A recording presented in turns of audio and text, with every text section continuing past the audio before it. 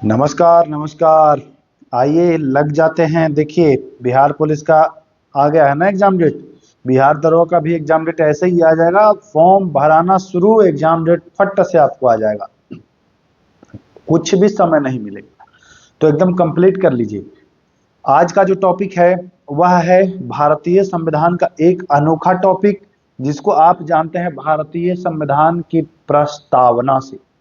प्रस्तावना से संबंधित जितने भी क्वेश्चंस बनेंगे, चाहे वो इजी, चाहे वो मॉडरेट, चाहे वो कठिन, सारे प्रश्नों को मैं एक ही वीडियो में 38 प्रश्न है, 38 प्रश्न है प्रस्तावना से संबंधित, एक ही वीडियो में मैं आपको करा दूंगा। कहीं भी फिर आपको प्रस्तावना से संबंधित कुछ भी देखने की आवश्यकता नहीं पड़ेगी इस वीडियो को देखने के बाद। आप लोगों को मैं दे रहा था क्वेश्चन सब्जेक्टिव फॉर्म में, लेकिन आप लोग माने नहीं। ऑब्जेक्टिव चाहिए, ऑब्जेक्टिव चाहिए। तो देखिए, इसको एकदम अच्छे से देखिए, और इतना गारंटी कह दे रहे हैं, इस वीडियो को देख लेने के बाद बिहार दरोगा में एक भी प्रश्न आप प्रस्तावना के नहीं छोड़ने वाले हैं, चाहे कितना भी प्रश्नों को घुमाए। बहुत मजा आने वाला है, वीडियो को देखें। चलिए, पहला, प्रस्तावना को सर्वप्रथम खाली स्थान के संविधान में देखा गया। मतलब प्रस्तावना जो है वो किस संविधान में, किस देश के संविधान में सबसे पहले, तो सबसे पहले अगर बात कर लीजिए तो सबसे पहले अमेरिका के संविधान में प्रस्तावना आया था। कहां? अमेरिका। अमेरिका से फिर बाकी अन्य देशों ने लिया, और अन्य देशों ने लिया, भारत भी उनमें से भैया एक है। जरा सा समझिए कि प्रस्तावना क्या है। तो प्रस्तावना समझिए कि मान के चलिए ये किताब है, ठीक ना, ये किताब है। अब इस किताब में क्या क्या उल्लेखित है, इस किताब को पढ़ने से आपको क्या क्या लाभ मिलेगा, उन सारी बातों को एक ही पेज पर लिख दिया गया और किताब के ऊपर आपको रखा गया है। आप उस पेज को पढ़ेंगे, आप समझ जाएंगे कि अच्छा, ये किताब में तो ये चीज मिलेगा। वही प्रस्तावना है। प्रस्तावना अगर आप पढ़ेंगे तो आपको पता चल जाएगा कि भारतीय संविधान में क्या क्या प्रावधान है, मुख्य रूप से आपको पता चल जाएगा। ये ऑप्शन इसका सही है। चलिए, वीडियो को थोड़ा डिटेल में कराऊंगा, क्योंकि डिटेल में नहीं कराऊंगा तो कंफ्यूजन आपको हमेशा बना रहेगा, तो वीडियो थोड़ा सा लंबा हो सकता है। प्रस्तावना को किसने परिचय पत्र कहा? जैसे इसको पहले समझ, जैसे आप किसी कॉलेज, स्कूल में या कोचिंग में जाते हैं तो आपका एक परिचय पत्र होता है, आइडेंटिटी कार्ड, है ना। वो आपका परिचय पत्र देख के आदमी बता देगा कि भैया आप किस क्लास के हैं, कहाँ पढ़ते हैं, क्या नाम है। प्रस्तावना को भी परिचय पत्र कहा है किसी ने, और कहा है कि प्रस्तावना को देखने से आपको पता चल जाएगा कि संविधान में क्या मामला है, क्या मिलने वाला है, संविधान के फीचर्स क्या है। वह नाम उनका है N.A. पालकीवाला। कैसे याद करना है? थोड़ा सा डिफिकल्ट है, बट याद कैसे करना है? देखिए, P से प्रस्तावना, P से परिचय पत्र, और P से पालकीवाला। कोई दिक्कत? ट्रिपल P के संयोग से आप इस दूसरे नंबर प्रश्न को याद कर लिए। प्रस्तावना को परिचय पत्र किसने कहा? तो पालकीवाला ने। N.A. पालकीवाला इनका पूरा नाम, ध्यान देना है आपको। चलिए, प्रश्न संख्या 3, भारतीय संविधान की जो प्रस्तावना है इसका आधार क्या है? भारतीय संविधान की प्रस्ताव, आधार का मतलब बना कैसे प्रस्तावना, आखिर कुछ तो रहा होगा, उसका बीज क्या है, कहां बीज बोया गया है, तो समझ लीजिए। पंडित जवाहरलाल नेहरू द्वारा बनाए और पेश किए गए उद्देश्य प्रस्ताव, यही इस प्रस्तावना का उद्देश्य है। इसे ही उद्देशिका भी कहा जाता है, क्योंकि यह उद्देश्य प्रस्ताव था। मतलब उद्देश्य प्रस्ताव का मतलब क्या, कि भैया इस संविधान में क्या क्या फीचर्स हैं, हमारा क्या उद्देश्य है इस संविधान बनाने का, एक उद्देशिका तैयार किया था नेहरू जी ने। वही उद्देशिका आगे चल करके प्रस्तावना का रूप ले लेती है। तो इस वजह से प्रस्तावना को कभी कभी उद्देशिका भी कहा जाता है। तो लगता है लोगों को कि ये उद्देशिका अलग है, तो अलग नहीं है। उद्देशिका वही है जो पंडित जवाहरलाल नेहरू द्वारा बनाए गए और पेश किए गए उद्देश्य प्रस्ताव। ये पेश कहाँ किए थे? तो ये संविधान सभा में पेश किए थे, तो ये भी ध्यान देना है। चलिए, चौथा, पंडित जवाहरलाल नेहरू द्वारा उद्देश्य प्रस्ताव को कब लाया गया? मतलब इन्होंने लाया कब, लाइट में लाया कब, कि भैया ये उद्देश्य प्रस्ताव है, इसको मैं पेश कर रहा हूं। कब लाया ये उद्देश्य प्रस्ताव? तो उद्देश्य प्रस्ताव अगर लाने की बात की जाए तो ये लाए थे 13/12/1946 को लाया था इन्होंने, 13 दिसंबर 1946 को। तो उद्देश्य प्रस्ताव लाया गया 13 दिसंबर 1946। लेकिन अगर पूछे कि कब स्वीकारा गया, भाई हम लाए लेकिन आप स्वीकारें, ये दोनों प्रश्न, चौथा सवाल और पांचवा सवाल बहुत ज्यादा इंपॉर्टेंट है, इसको आप नोट कर लीजिए, कंफ्यूजन क्रिएट होता है। लाया गया है 13 दिसंबर को, इसको स्वीकार कब किया संविधान सभा में, स्वीकार कब हुआ कि भैया चलिए लाए हैं हम लोग, स्वीकार करते हैं, ठीक चीज है। तो लाए तो थे 13 दिसंबर को, बट स्वीकार जब करने की बारी आई तो कुछ दिन बिता दिए समय, यानी कि 22 जनवरी 1947 को यह स्वीकार भी लिया गया है। तो ए इसका बिल्कुल राइट आंसर हो जाएगा। चीजों को नोट करते चलिए, बहुत मजेदार मजेदार प्रश्न लेकर के आया हूं, और अगर आप लोग ऐसे ही सपोर्ट करते रहेंगे तो मैं सारे सब्जेक्ट का, सारे टॉपिक का ऐसे ही आपको उपलब्ध करा दूंगा। याद भी करना बहुत आसानी से हो जाएगा, जैसे पढ़ने में बोरिंग लगता है ना, इस तरीके से आप लोग आसानी से याद कर लेंगे। तो इस वीडियो को शेयर करिएगा, मैं चाह रहा हूं कि इस वीडियो को ज्यादा से ज्यादा शेयर करिए, ज्यादा ज्यादा लोगों तक पहुंचे, ताकि मैं और ऊर्जावान हो जाऊं और एनर्जी से आपके साथ एक दिन में 2-2 3-3 4-4 वीडियो उपलब्ध कराना सुनिश्चित करो। चलिए, प्रस्तावना में भारत शब्द का उल्लेख कितनी बार हुआ है। देखिए, बहुत ही माइनर प्रश्न है, छोटा ही लग रहा होगा, बट इसको अगर ध्यान नहीं देंगे तो ये गलत हो जाएगा। तो भारत संविधान की प्रस्तावना में भारत शब्द का उल्लेख मात्र 2 बार हुआ है। कहाँ कहाँ हुआ है? जब आप प्रस्तावना पढ़ते हैं तो उसमें लिखा है हम भारत के लोग, क्या लिखा है? हम भारत के लोग, है ना, हम भारत के लोग, एक बार ये आ गया। दूसरा, भारत को, हम भारत के लोग भारत को एक एक प्रभुत्व संपन्न, है ना, इसके बाद आगे। तो बस ये पहली लाइन और ये दूसरी लाइन, बस यही खाली 2 बार भारत का जिक्र आता है। बहुत अच्छा सवाल है, अक्सर इसको नहीं ध्यान देने से गलतियां लोग कर देते हैं, कुछ लोग 1 मारते हैं, कुछ लोग 0, कुछ लोग 3, तो जो भी है। चलिए, ये 7वां सवाल भी बहुत बढ़िया है। प्रस्तावना में संशोधन कितनी बार हुआ है? मतलब कि पहले तो यही मामला है कि क्या प्रस्तावना में संविधान संशोधन हो सकता है, तो बिल्कुल हाँ, हो सकता है। अब पूछ रहा है कि कितनी बार हुआ है, अगर हो सकता है तो बताइए, 1 बार, 2 बार, 3 बार, 4 बार? तो जी हाँ, 1 बार ही हुआ है, केवल और केवल 1 बार हुआ है। और वह कब हुआ है, नेक्स्ट क्वेश्चन में उसको भी हम लोग क्लियर कर लेंगे। तो प्रस्तावना में जो संशोधन हुआ है वह किस वर्ष हुआ है? तो एक संविधान में संशोधन हुआ था, 42वां संविधान संशोधन। जी हाँ, 42वां संविधान संशोधन हुआ था वर्ष 1976 में, है ना। तो 76 में ही इसमें संशोधन किया गया है। क्या क्या जोड़ा गया है, आगे हम लोग देख लेते हैं। वर्ष 1976 में जो प्रस्तावना में संशोधन हुआ, इनमें से कौन नहीं जोड़ा गया है? ये 4 है ना, कौन नहीं जोड़ा गया है? ये बहुत अच्छा प्रश्न है, इसको गलत करेंगे मैक्सिमम बच्चे। तो जो नहीं जोड़ा गया है वो है, क्या है पता है? वह है बंधुता। समाजवादी, धर्मनिरपेक्ष, अखंडता जोड़ा गया है। कैसे याद करना है? समाजवादी, धर्मनिरपेक्ष को आप पंथ निरपेक्ष भी कहते हैं, अखंडता और पंथ निरपेक्ष, तीनों, समाजवादी, अखंडता और पंथ निरपेक्ष या धर्म निरपेक्ष। तो देखिए, सांप याद कर लीजिएगा, SAP, 76वां संविधान संशोधन से प्रस्तावना में सांप जोड़ा गया। सांप मतलब S for Samajwadi, A for अखंडता और P फॉर पंथ निरपेक्ष, उसी को आप धर्म निरपेक्ष। भारत में पंथ निरपेक्ष और धर्म निरपेक्ष सामान्यतः एक ही मतलब इसका काम है, तो समझ रहे होंगे आप लोग। चलिए आगे चलते हैं। भारतीय संविधान की प्रस्तावना में कितने प्रकार के न्याय का वर्णन है? बहुत ही बढ़िया प्रश्न है, मैक्सिमम बच्चे गलत करेंगे, किसी को पता भी नहीं होगा, बहुत सारे बच्चों को, है ना, जो पढ़े होंगे उनको तो पता होगा, बट जो सीरियस नहीं अध्ययन किए हैं वो गलत कर देंगे और ये प्रश्न आपको फंसा देगा।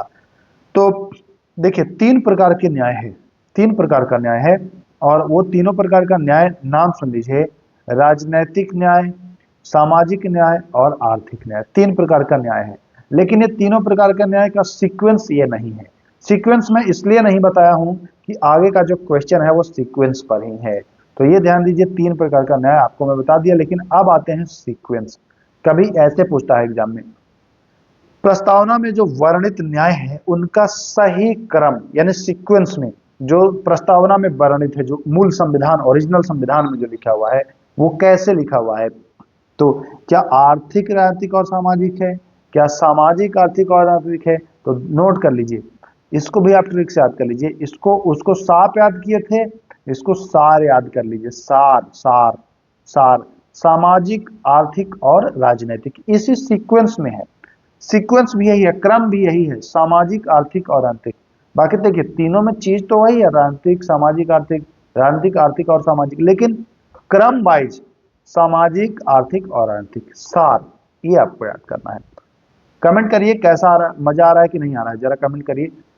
भारतीय संविधान की प्रस्तावना में वर्णित न्याय के तत्वों को कहां से लिया गया है? ये जो 3 प्रकार के न्याय हैं, ये तीनों प्रकार का न्याय कहां से लिया गया है? कहां से लिया गया भैया? रूस से कि फ्रांस से? इसी दोनों में बच्चे अक्सर कंफ्यूज होते हैं। तो रूस, जी हाँ, रूसी क्रांति 1917 से ये तीनों न्याय, सामाजिक, आर्थिक और आर्थिक न्याय का जो है मतलब फंडा वो लिया गया है। तो ऑप्शन ए इसका सही हो जाएगा। चलिए, भारतीय संविधान की प्रस्तावना में कितने प्रकार की स्वतंत्रता? देखिए अभी न्याय वाले आपदा से नहीं आप उबरे थे, अब आपको कितने प्रकार की स्वतंत्रता, ये भी नहीं बच्चों को पता होगा, है ना। मैक्सिमम बच्चे को नहीं पता होगा, भले अब तुक्का लगा के सही कर लें, बट जो पढ़ा होगा वो जानता होगा, जो नहीं पढ़ा होगा उसको तो बिल्कुल भी आइडिया भी नहीं होगा। तो प्रस्तावना में स्वतंत्रता की बात करें तो न्याय तो 3 प्रकार का था, बट स्वतंत्रता नहीं आपका 3 प्रकार का है, 5 प्रकार का है, 5 प्रकार का। और कौन कौन जानते ही हैं आप?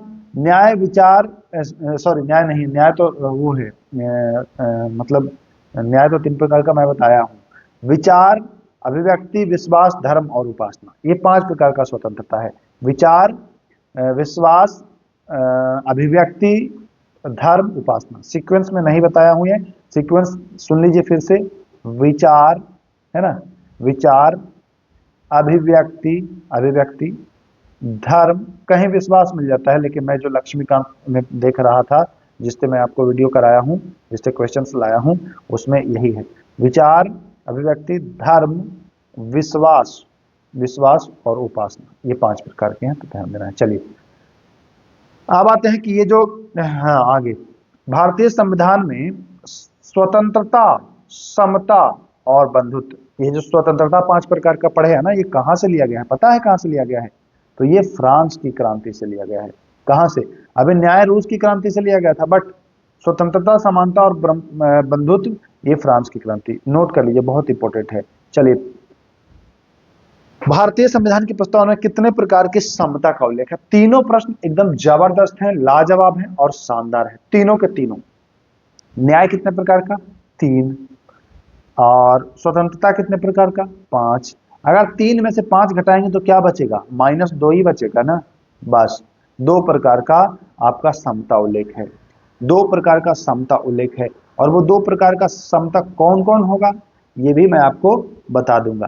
तो 2 प्रकार का समता आप नोट कर लीजिए कि 2 प्रकार का समता है। पहला प्रतिष्ठा, ठीक, और दूसरा अवसर। आप जब प्रस्तावना पढ़ेंगे तो उसमें स्पष्ट जिक्र है, देखिए मैं यहां पर लिख देता हूं कि स्पष्ट जिक्र है कि आपको प्रतिष्ठा, प्रतिष्ठा और अवसर की समता और अवसर, तो 2 प्रकार है, ये ध्यान देना है आपको, इंपॉर्टेंट है। चलिए, भारतीय संविधान में प्रस्तावना के अलावा जो ये समता आपने पढ़ा, इसका उल्लेख कहां मिलता है? बहुत ही बढ़िया प्रश्न है। ये सारे प्रश्न आप अगर कर लेंगे ना तो एक भी छूटेगा नहीं दरोगा में, ये गारंटी मैं बता रहा हूँ। ये बहुत लोगों को हार्ड लगेगा, सिर्फ ये इंजेक्शन जैसा लगेगा, सिर्फ जैसा मीठा नहीं लगेगा, इंजेक्शन जैसा कठोर लगेगा, बट यकीन मानिए आपको सही करके छोड़ेगा। तो जो समानता है प्रस्तावना में, तो देखें ही आपकी प्रतिष्ठा और अवसर की समता है, लेकिन और कहाँ है? तो आप जब मौलिक अधिकार पढ़ते हैं तो मौलिक अधिकार में भी आप समानता पढ़ते हैं। अनुच्छेद 14 से 18 समता या समानता का अधिकार पढ़ते हैं कि नहीं?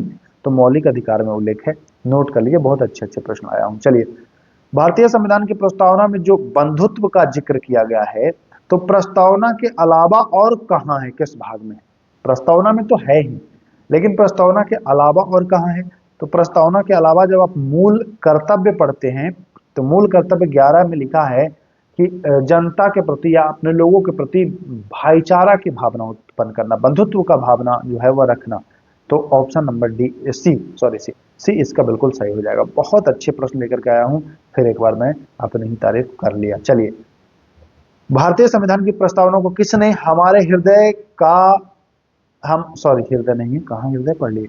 भारतीय संविधान की प्रस्तावना को किसने संविधान हमारे दीर्घकालिक सपनों का विचार कहा है?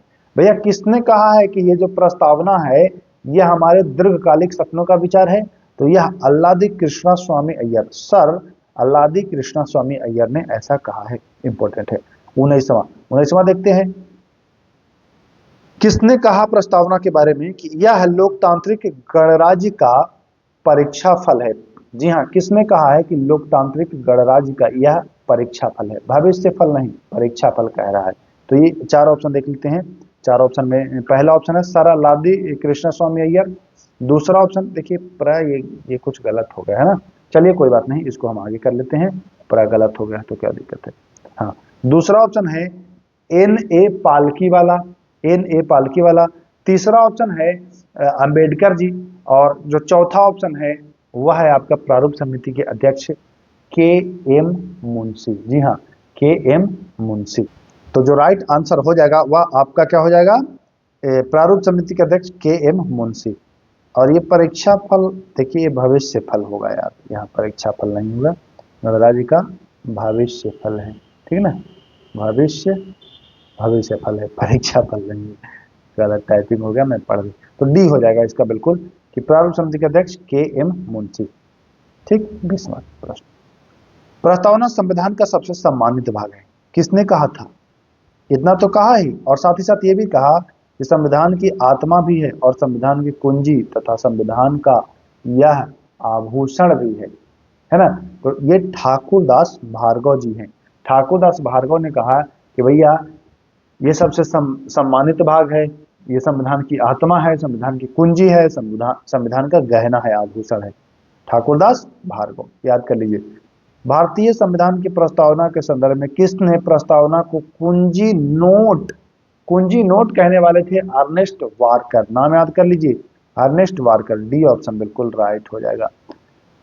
किसने हमारे प्रस्तावना के बारे में कहा यह हमारी संविधान की आत्मा है? देखिए इसमें गलत आप ऑप्शन मार देंगे, सब लोग मैक्सिमम लोग मारेंगे भीमराव अंबेडकर, लेकिन नहीं, भीमराव अंबेडकर ने इसको आत्मा नहीं कहा है।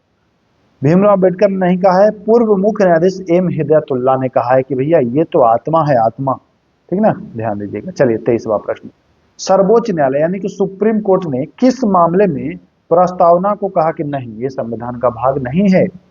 सुप्रीम कोर्ट ने कहा था कि भैया ये संविधान का भाग नहीं है, ये तो प्रस्तावना है। इससे क्या मतलब है जी? बेरुबारी संघ मामला, जब 1960 में यह मामला आया था तो सुप्रीम कोर्ट ने कहा कि नहीं ऐसा नहीं है, संविधान उद्यान का भाग ये नहीं है, ये अलग है, वो चक्कर मत पड़िए। तो 1960 में कहा था, बट बाद में सुप्रीम कोर्ट ने कहा कि नहीं वो हमारी भूल थी और संविधान का भाग है। तो प्रश्न यहां से बन जाएगा कि किस मामले में उच्चतम न्यायालय ने प्रस्तावना को संविधान का भाग माना? कहा कि वो पहले जो बताए थे वो मिस्टेक था, अब सही में बता रहा हूं और ये संविधान का भाग है, ऐसा कहा उन्होंने केशवानंद भारती केशवानंद भारती का मामला 1973 में जो आया था उसी में ऐसा इन्होंने कहा है, तो ध्यान देना हमको। चलिए 25वां, संविधान की धारा 368 के तहत प्रस्तावना संशोधन किया जा सकता है या नहीं? यह प्रश्न कब उठा? 368 संविधान संशोधन से है ना, तो 368 के द्वारा इसमें संशोधन किया जा सकता है या नहीं, यह मामला कब आया? तो वही मामला आया 1973 में ही आया, 1973 में ही आया, तभी तो कहा भारतीय है, भारतीय नहीं है, तभी तो सुप्रीम कोर्ट ने कहा कि नहीं ये तो अंग है, ये तो अंग है और इसमें संशोधन कर सकते हैं। संशोधन आप जान ही नहीं कि कब हुआ था, 42वां संविधान संशोधन से। भारत का संविधान अंगीकृत कब हुआ और अस्तित्व में कब आया? तो अंगीकृत हुआ था 26 नवंबर 1949 को, और अस्तित्व में आया था 26 जन 1950 को। नवंबर और जनवरी दोनों देखिए ऑप्शन में, 26 जनवरी 1949, 26 जनवरी 1950, यानी कि बी इसका सही आंसर हो जाएगा। भारत के संविधान को अंगीकृत किसने किया था? तो भैया संविधान सभा ने ही किया था, भारत की जनता के जो प्रतिनिधि थे उन्होंने ही किया था। भारतीय संविधान के निर्माता के मन तथा आदर्शों की जो झलक है, कहना क्या चाह रहा है, संविधान जो बना रहे थे उन्होंने सोचा कि भाई हम क्या क्या संविधान में दिए हैं ये कैसे पता चलेगा, तो उन्होंने वो प्रस्तावना में उस बात को लिख दिया है। तो भारतीय संविधान के निर्माता के मन तथा आदर्शों की जो झलक मिलती है ना आपको, वह प्रस्तावना को पढ़ने से मिल जाएगी। चलिए 29 नंबर, देखते हैं क्या कह रहा है। निम्नलिखित में से किसे भारतीय संविधान का आत्मा की तरह उल्लेखित किया गया है? तो अभी आपको मैं बताया कि प्रस्तावना को ही कहा गया है आत्मा, है ना, तो ध्यान दीजिएगा, बहुत बड़ी चीज नहीं है। चलिए हम लोग देखते हैं तीसरा प्रश्न। भारतीय संविधान की प्रस्तावना है, प्रस्तावना देखिए संविधान का भाग है, जान गए, तथा इसका उपयोग संविधान के अन्य प्रावधानों की व्याख्या के लिए किया जा सकता है। तो हाँ बिल्कुल ये सही है, संविधान का भाग है, अन्य प्रावधानों की व्याख्या के लिए इसका उपयोग किया जा सकता है। चलिए, भारतीय संविधान की प्रस्तावना अपने देश के नागरिकों के लिए किस चीज की स्वतंत्रता सुनिश्चित करता है? तो देश में कहीं घूमने का अधिकार, कहाँ प्रस्तावना में घूमने का अधिकार दिया है? नहीं। शिक्षण संस्थान खोलने का अधिकार, तो ये भी नहीं। अभिव्यक्ति, विश्वास, धर्म और अवसर की समानता, हाँ यही तो देता है, तो सी इसका सही हो जाएगा। भारतीय संविधान की प्रस्तावना में उल्लेखित आर्थिक न्याय का अभिप्राय क्या है ना? आर्थिक न्याय तीन प्रकार की, सामाजिक, आर्थिक और अनैतिक। तो आर्थिक न्याय का क्या मतलब है भैया? आर्थिक न्याय का मतलब है कि संपत्ति का भाई समान वितरण करिए, आर्थिक, है ना, कम बेसी नहीं, समान वितरण करिए सबको। चलिए, भीमराव अंबेडकर द्वारा संविधान सभा में दिए गए अपने अंतिम भाषण में से किस शब्द को शामिल नहीं किया गया? जब संविधान सभा में भाषण दे रहे थे तो इन्होंने कहा था कि नम्यता भी जोड़िए, बट नम्यता को शामिल नहीं किया गया है, तो ध्यान देना, नम्यता नहीं जोड़ा गया है, तो ये ध्यान देना है आपको। चलिए, किस संविधान संशोधन से प्रस्तावना में समाजवादी एवं धर्मनिरपेक्ष जोड़ा गया? तो मैं आपको बताया था 42वां संविधान संशोधन से ऐसा हुआ था, एक ही संशोधन हुआ ही है अभी तक, 42वां संविधान संशोधन 1976, है ना। संविधान की प्रस्तावना में लिखित शब्दों का सही क्रम क्या है? सही क्रम क्या है भैया? इसका सही क्रम पूछ रहा है।